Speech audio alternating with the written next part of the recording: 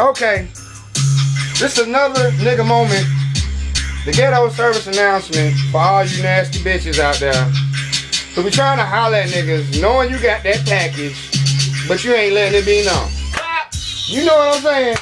If you holding that Urban Magic, that AKA As I Die Slowly, and the nigga gonna be falling off in the next 5-6 years, and you know niggas gonna be talking about you saying, you know you on that shit, that's how you got that. Bitch, let it be known. Ho, if your bed bugs bite in the middle of the night, you got little piranhas in your pussy, fire ants, roly-polies, locusts, West Nile mosquitoes. You know them little bugs that came out this summer and be smacking shit? Bird flu.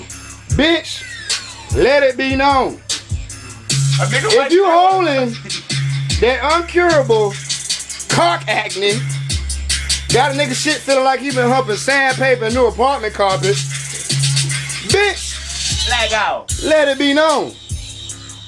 My nigga,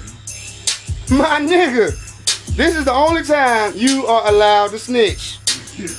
Report to the local health authority. Tell somebody about this menace to society.